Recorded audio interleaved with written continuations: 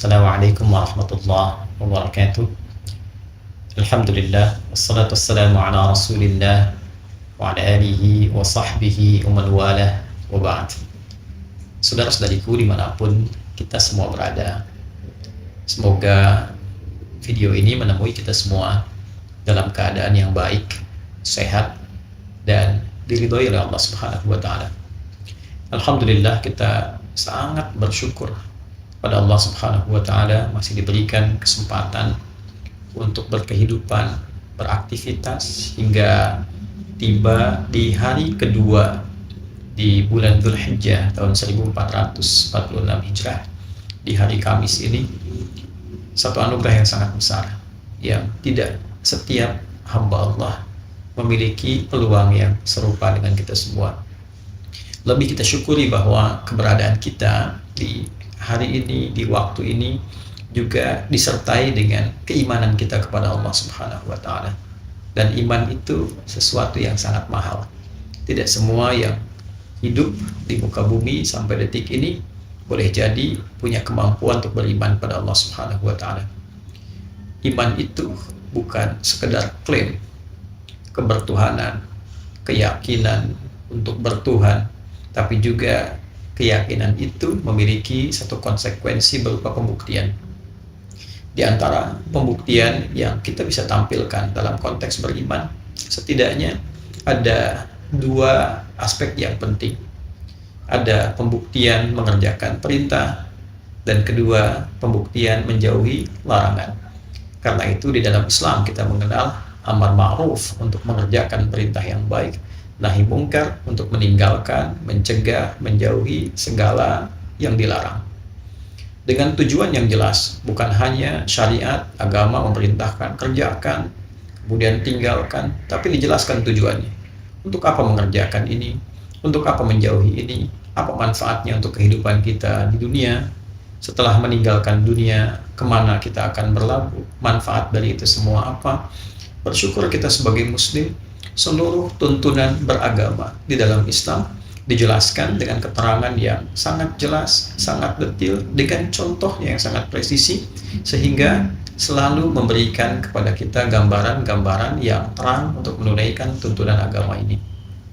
Di antara sekian tuntunan yang terkait erat dengan keberadaan kita di pembuka Dzulhijjah ini adalah salah satu hadis yang diriwayatkan oleh sahabat mulia Abdullah bin Abbas radhiyallahu taala anhuma, yang kelak didokumentasikan juga oleh Al-Imam Al-Bukhari dalam kitab sahihnya, yaitu keterangan yang tersambung kepada hadis Nabi sallallahu alaihi wasallam ketika beliau bersabda, qala Rasulullah sallallahu alaihi wasallam, ma min al-ayyam, tidak akan ditemui perjalanan hari-hari dalam setahun itu,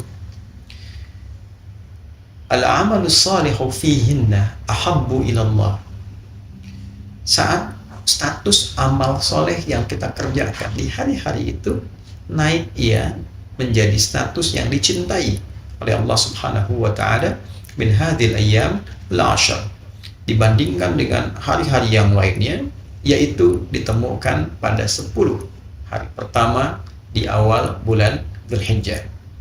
Secara singkat, dalam perjalanan hari dalam setahun, bisa kita katakan kurang lebih, sekali lagi kurang lebih, misal 365 hari dalam pendekatan Masehi, 350 hari sekian dalam penetapan kalender Hijriah. Ambil tengah-tengahnya, misal 360 hari dalam setahun. Kita tidak temukan dalam perjalanan 360 ini kecuali ada 10 hari yang spesial. Nah, saking spesialnya dikonfirmasi oleh diantara kalangan sahabat dengan mengatakan, walal jihadu fi sabilillah ya Rasulullah, apakah status jihad fi sabilillah, pahalanya, keutamaannya tak mampu juga menandingi 10 hari ini? Maka Nabi katakan, walal jihadu fi sabilillah illa rajulun kharaja binafsihi wa malihi falam yarji' bidzalika min syai'. Tidak juga mampu keutamaan 10 hari ini ditandingi oleh keutamaan jihad fi sabilillah, kecuali jihad berjuang satu saja. Apa itu? Seseorang yang bertekad berjuang, membawa dirinya maka berkorban dia dengan jiwanya dan hartanya. Dia tidak kembali dengan pengorbanannya itu. Jadi dia berjuang dengan dirinya, dengan hartanya, sampai dia meninggal dunia. Seperti orang dalam perjuangan spiritual berhaji, dengan dirinya, dengan jiwanya, dengan hartanya. Oleh karena itu, jika ada seseorang bahkan baru berniat berangkat menunaikan haji, dengan hati yang ikhlas, dengan harta yang bersih, dia berangkat dan meninggal. Itu termasuk tinggi sekali amalannya, dan tingkat jihad yang paling tinggi yang mengalahkan keutamaan 10 hari ini. Tapi di luar itu, 10 hari ini istimewa. Itulah pembuka bulan Dzulhijjah, 10 hari pertama.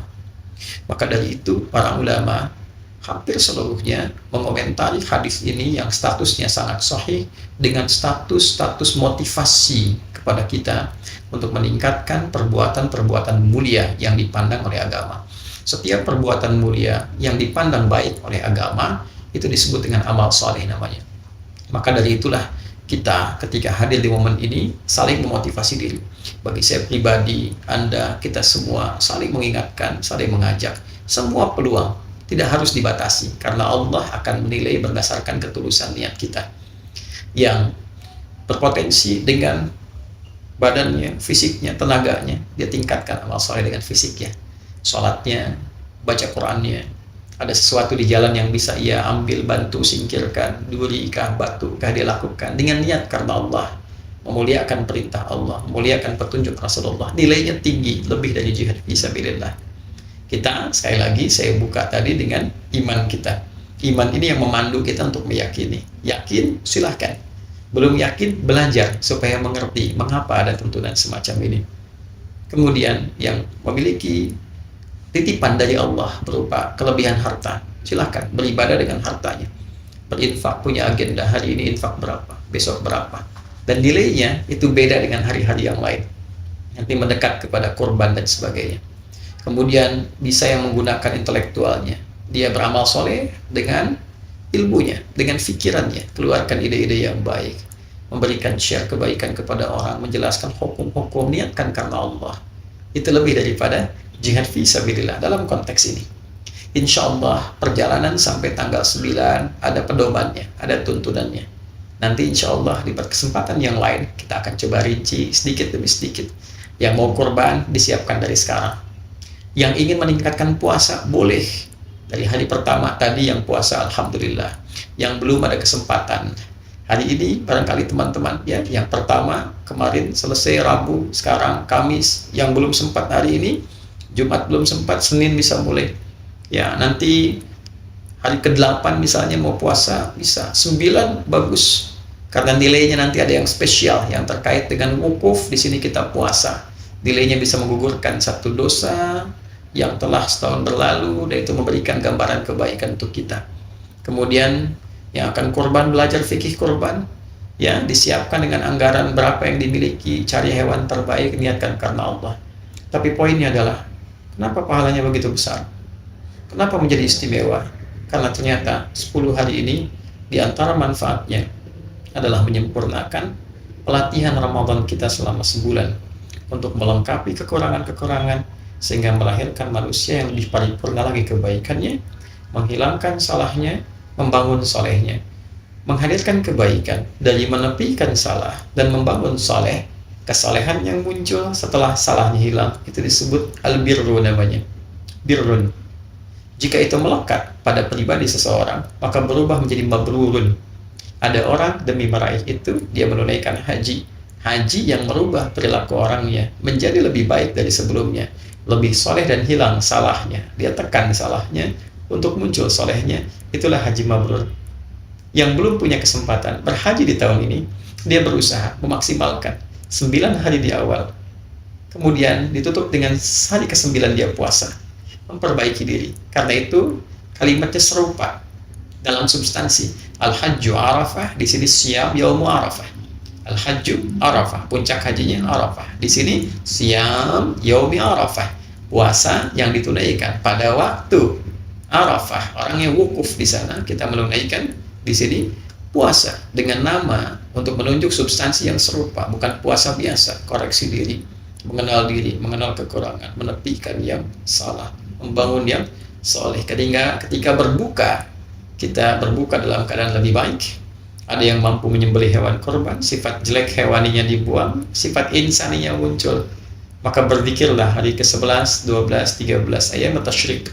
Di sana di Mina, di sini kita di tempat kita berkedudukan. Sehingga berikutnya lahirlah manusia yang lebih ingin dekat kepada Allah, ingin lebih berbuat banyak kebaikan, dan itulah intisari dari takwa. Fadhkurullaha fi ayyamin ma'dudat. Silahkan di hari-hari yang diketahui berzikir, tingkatkan kepada Allah di tempat yang telah dipahami. Bagi siapa yang merasa 2 hari sudah cukup, faman ta'ajjala fi yaumin fala itsma alaihi wa man ta'akhkhara fala itsma alaihi liman ittaqa. Siapa yang merasa 2 hari cukup, sudah kembali kebaikannya, sudah terasa takwanya, nafar awal selesai. Siapa yang ingin menyempurnakan, dalam arti masih ada yang kurang, saya pengen perbaiki lagi, hari ketiga dia merasa nafar akhir selesai, silahkan, gak ada masalah di situ. Liman ittaqa, bagi siapa yang menyimpulkan sudah punya jiwa takwa yang tersimpan pada dirinya. Kita yang belum haji, kita rasakan suasana itu, refleksikan diri kita, rasakan perubahannya. Ketika merasakan perubahan takwa, itulah al-birrun yang dilekatkan pada jiwa menjadi mabrurun, dipraktekkan menjadi istimewa, maka berubahlah ia, bertransformasi menjadi pribadi yang lebih baik dari sebelumnya. Itulah yang mahal dibandingkan dengan jihad fi sabilillah. Itulah jihad nafsu, itulah jihad yang mentransformasikan diri kita menjadi lebih baik, sehingga digunakan kapanpun, dalam posisi apapun, dia menjadi manusia terbaik. Jika ada pejabat melakukan ini, dia menjadi pejabat yang terbaik. Mustahil dia berbuat curang, mustahil dia kriminal, mustahil dia menipu, mustahil dia korupsi. Jika ada ustadz kiai lulus dalam program ini, maka menjadi ustadz terbaik, kiai terbaik, pengusaha juga demikian, ayah demikian, ibu demikian, anak demikian. Dan kita berharap se-Indonesia ini setidaknya menjadi muslim yang baik untuk diri kita, keluarga, masyarakat, bangsa, dan negara. Semoga Allah mengabulkan. Subhanakallahumma rabbana bihamdika, asyhadu an la ilaha illa anta, astaghfiruka wa atubu ilaik. Assalamualaikum warahmatullahi wabarakatuh.